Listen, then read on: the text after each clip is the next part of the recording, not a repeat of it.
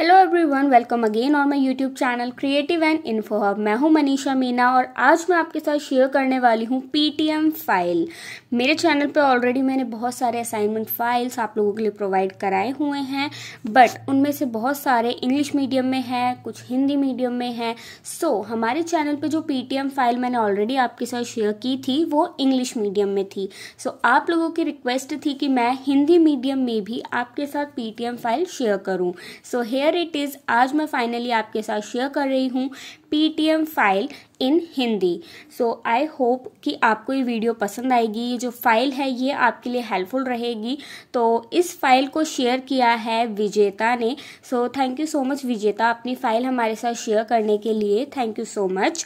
So start करते हैं आज की वीडियो, बट उससे पहले अगर आपने मेरे चैनल को सब्सक्राइब नहीं किया है तो do subscribe my channel, it's free to subscribe. तो जब भी आप कोई भी असाइनमेंट बना रहे हैं, कोई फाइल बना रहे हैं, तो सबसे पहले आप उसका एक इंडेक्स बनाएंगे। और मैं हमेशा आपको रिकमेंड करती हूँ कि इंडेक्स आप लास्ट में बनाएं सबसे, क्योंकि जब हम असाइनमेंट की प्लानिंग पहले से करते हैं तो हम पहले से प्लान करते हैं कि हम हमारे असाइनमेंट फाइल में ये चीज़ों को कवर करेंगे। बट जब हम उन चीज़ों पे काम करते हैं, कि जब हम जो डिसाइडेड हमारा प्लान होता है, जब हम उसको एग्जीक्यूट करते हैं तो हम बहुत सारी चीज़ें उसमें ऐड ऑन कर देते हैं या फिर बहुत सारी चीज़ें हम उसमें से हटा देते हैं।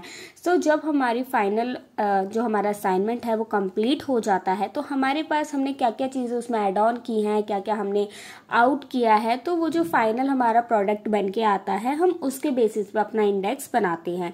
तो इसीलिए इंडेक्स हमेशा बाद में बनाएं।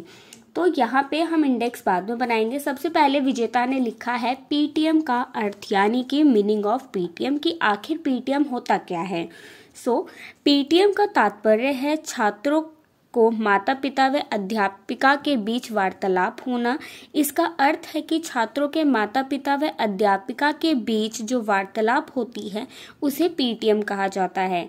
अध्यापक छात्र से संबंधित जानकारी के बारे में उनके माता पिता को बताते हैं।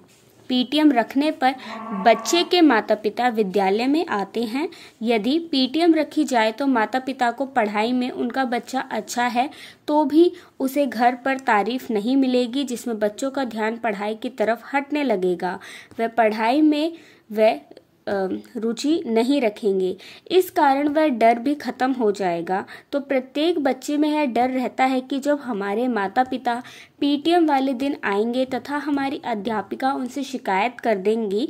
छात्रों की समस्याओं के विषय में अध्यापक माता पिता को सुझाव देंगे।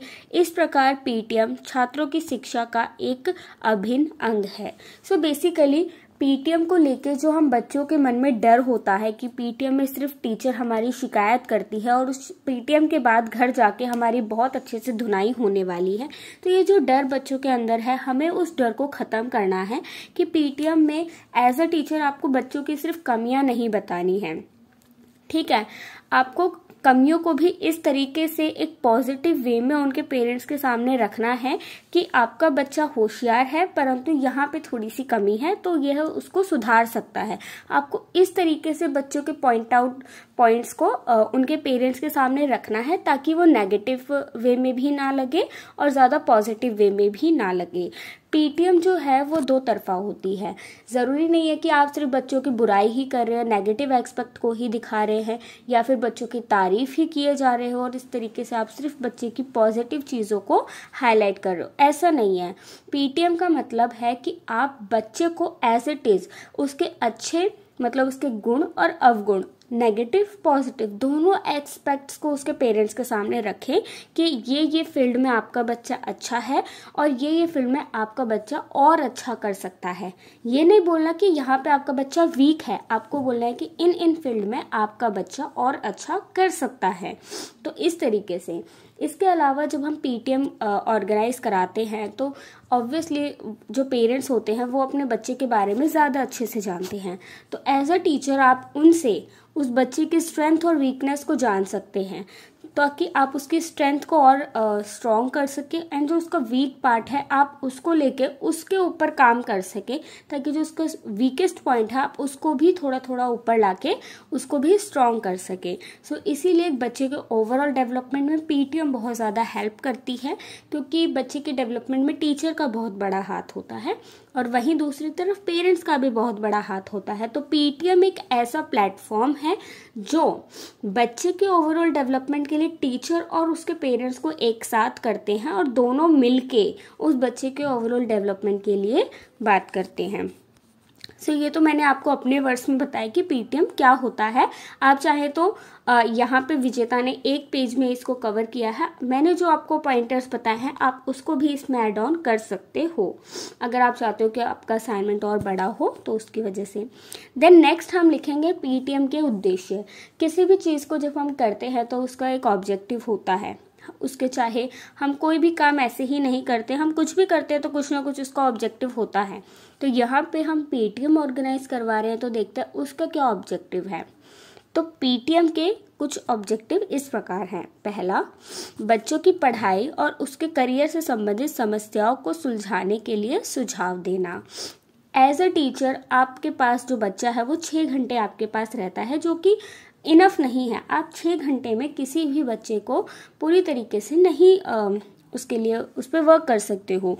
तो इसीलिए बच्चे के ओवरऑल डेवलपमेंट के लिए पेरेंट्स का भी उतना ही योगदान है। तो इसीलिए जो बच्चे के वीक पॉइंट्स हैं, जो बच्चे की प्रॉब्लम्स हैं, आप उसको उसके पेरेंट्स के साथ डिस्कस कर सकते हो और एक सॉल्यूशन निकाल सकते हो इंडिविजुअली, ठीक है। उसके बाद है नेक्स्ट, बच्चों की परेशानियों व समस्याओं का हल।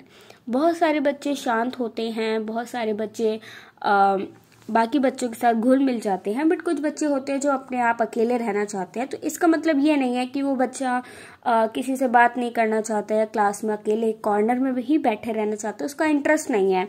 उस बच्चे के पास इतना टैलेंट होता है, आप ट्रस्ट कीजिए, जो बच्चा सबसे शांत आपको क्लास में मिलेगा उस बच्चे के पास ढेरों बहुत सारे अच्छे अच्छे आइडियाज़ होते हैं जो शायद बाकी बच्चों के पास ना हो।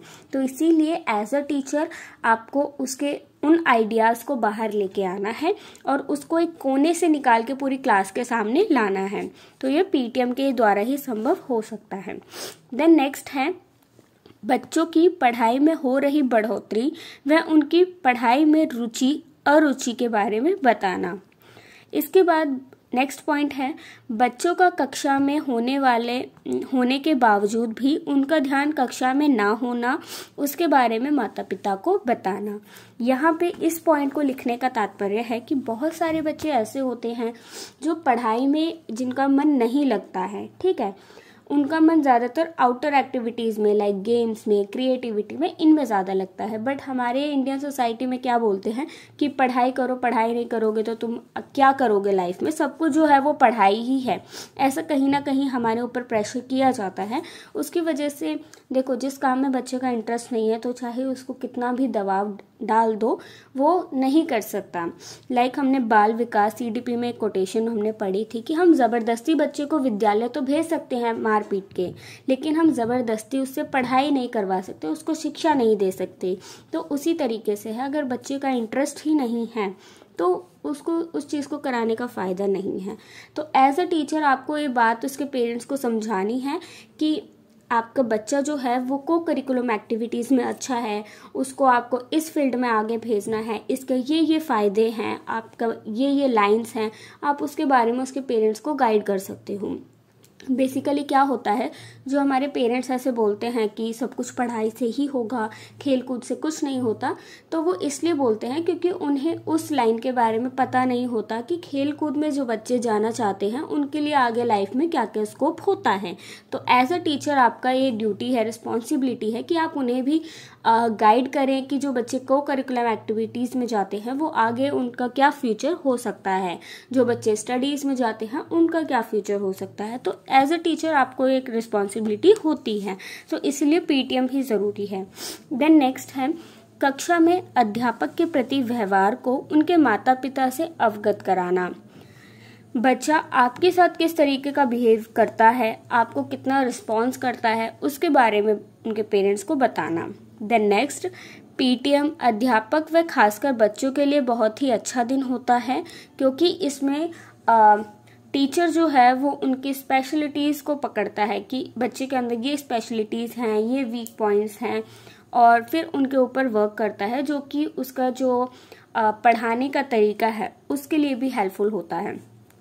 अगर कोई बच्चा आप सभी बच्चों को एक ही तरीके के टीचिंग मेथड से नहीं पढ़ा सकते हो, सबकी इंडिविजुअलिटी होती है, तो आपको उसकी इंडिविजुअलिटी का ध्यान रख के अपने आगे की लेसन प्लान्स जो हैं उसकी प्लानिंग करनी होती है। तो उसके लिए पीटीएम यहाँ पे बहुत ही ज़्यादा हेल्पफुल है।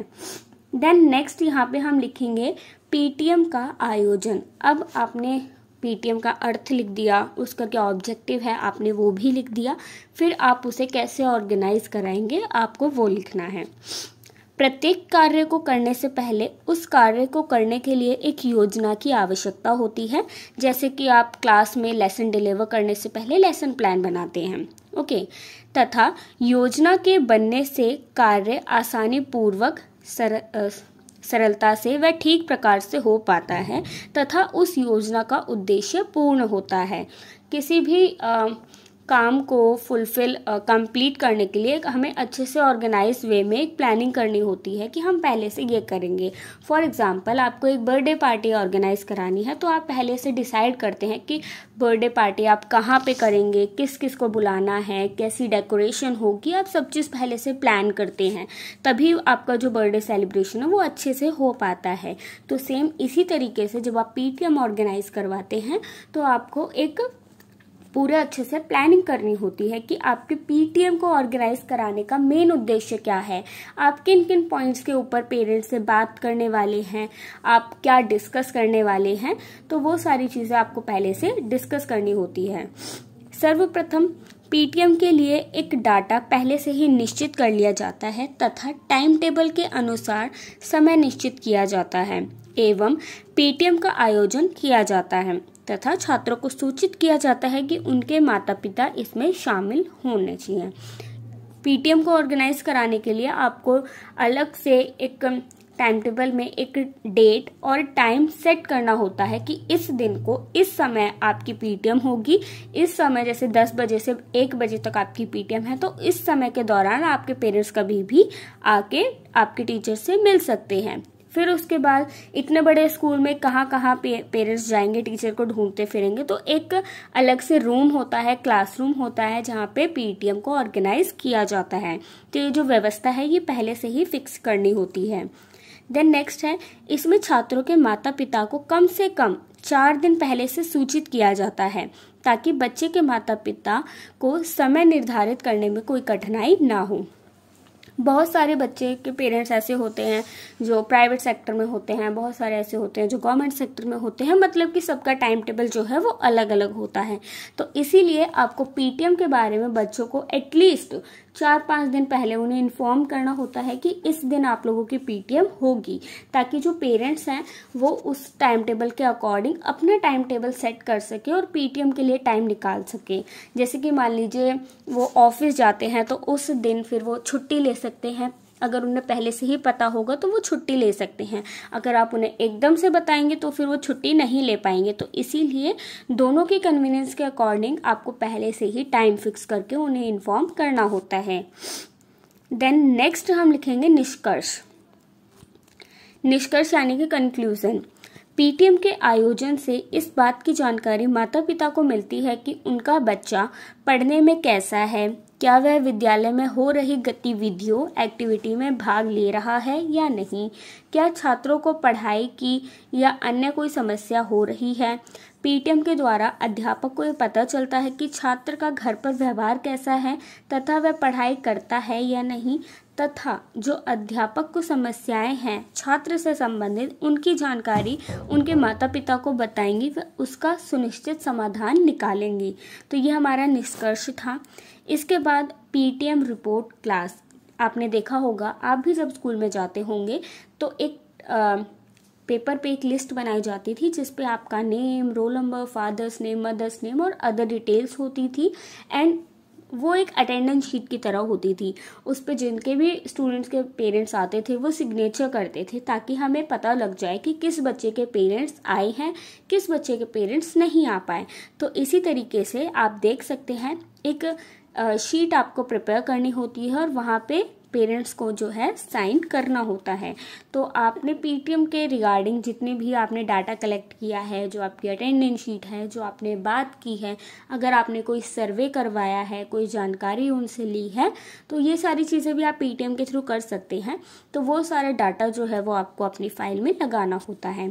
तो यस गाइस, ये था आपका आज का पीटीएम फाइल, जो कि बेसिकली हिंदी मीडियम स्टूडेंट्स के लिए था। मैं उम्मीद करती हूँ कि फाइल आपको पसंद आई होगी। मैंने जो आपके साथ पॉइंटर्स डिस्कस किए आपको वो पसंद आए होंगे।